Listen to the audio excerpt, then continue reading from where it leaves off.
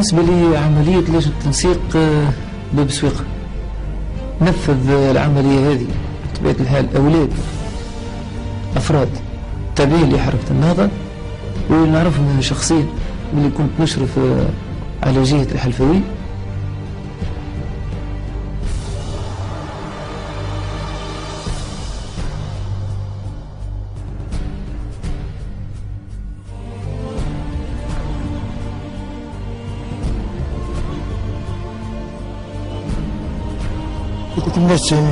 الناس ما عندهمش لا بشر ولا هم عباد. هذا اللي يعمل ما همش عباد. هذا اللي يعمل العمل هذا في بلاده ما هوش عبد، ما هوش عبد، ما هوش بشر. يلزم بالسند يطلعوا في التجاره ويسيبوهم في الطريق. يعتدي على اشخاص ولا يضرب كيران حفلات ولا يضرب معناها محلات تجاريه ولا يضرب ناس بريئين. حرام شرعا دين تربيه اخلاقيه اللي تحب انت مش معقول. 7 ملايين كل يد في اليد.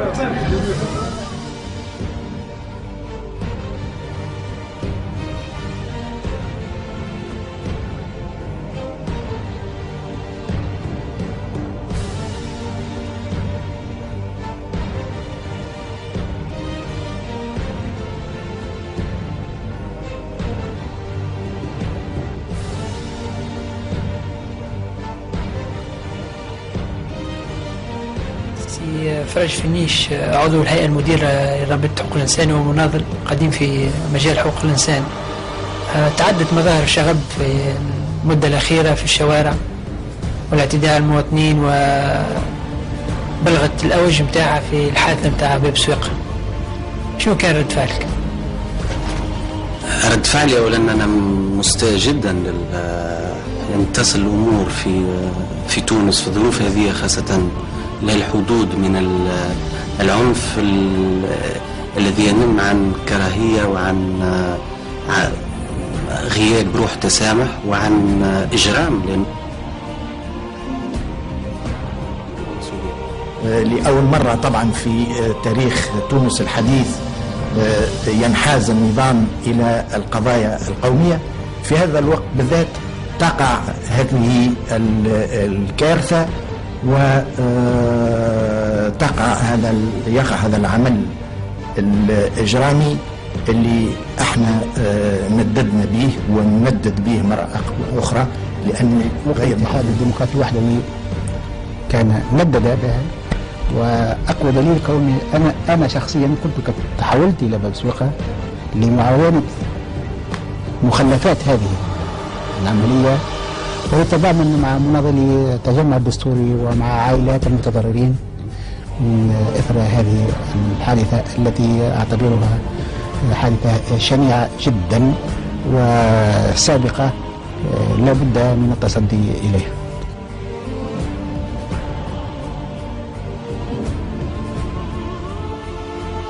وفي أواخر شهر نوفمبر وقع إطلاعنا على الخطة التي وضعتها قيادة الحركة، صادق عليها مجلس الشورى المركزي وهو أعلى سلطة في حركة النهضة. هذه الخطة هذه فيها هدف أساسي هو فرض الحريات في هذا وأخطأ غيرنا ولنا اجتهادنا ولهم اجتهادهم، نتبنى هذا ونرفض هذا، وخاصة من بعض الأحداث التي يمكن أن نفهمها كما الفرق وغيرها.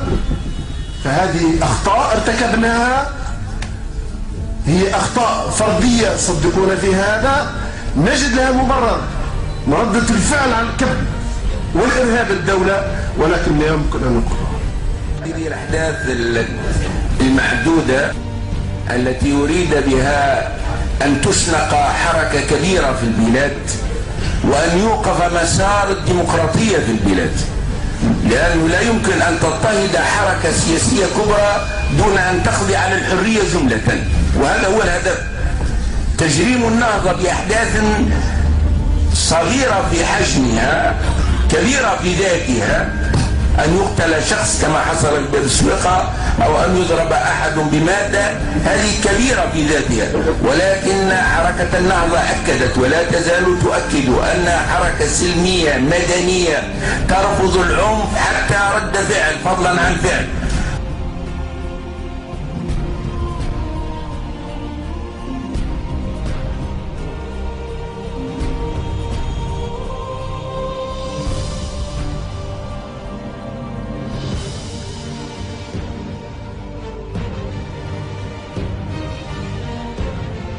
أثرت هذه الحادثة كثيرا على الحركة وألحقت بها أضرارا سياسية وبشرية هامة، وقامت على إثرها عناصر قيادية لتجميد علويتها.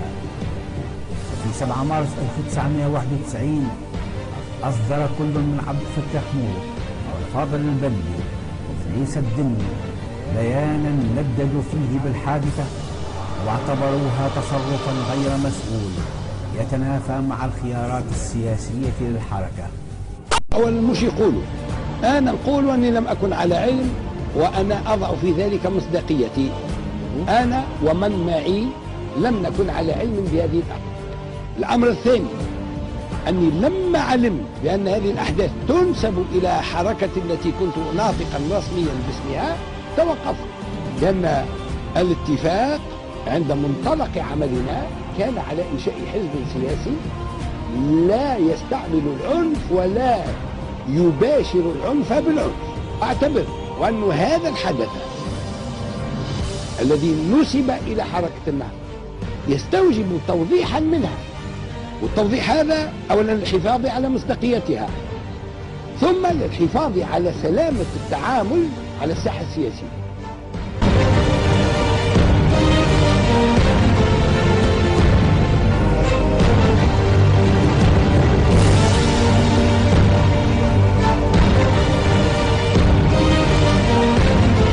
قامت السلطة بحل الاتحاد العام التونسي للطلبة في 29 مارس 1991 تمهيدا لمحاكمة عناصره القيادية.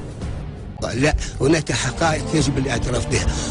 وبالمناسبة حركة الاتجاه الإسلامي اللي هي النهضة الآن كان عليها أن تعترف بكل هذه الأمور، وكان عليها أن تقدم الاعتذار للذين تضرروا في هذه القضية وفي القضايا التي جاءت فيما بعد، لكن لا أتصورهم قادرين على الاعتذار. هم الآن يعني خلاص حطوا يديهم في باب الحكومة وباش يدخلوها.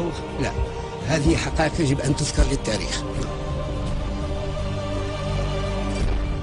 إذا استبعدنا منطق الضحية والجلاد بمناسبة عرض حادثة باب سويقة، نقول أن قرار ترويض النهضة كان من أهداف سلطة أرادت بعد انقلاب 7 نوفمبر التمكن من السلطة.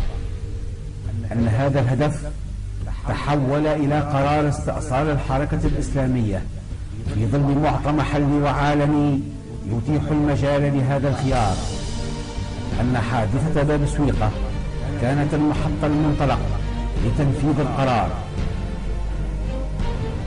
أن حركة النهضة التي مهدت الانقلاب على السلطة لم ترضى بما منح لها من هامش حرية، أنها أساءت قراءة واقعها وإمكانياتها، تسعت لافتكاك الحكم عبر الانتخابات التشريعية لسنة 1989 مما ألب عليها النظام والمعارضة في ظل مناخ محلي ودولي متقلب يتجه في غالبه إلى غرب التيارات الإسلامية الصاعدة.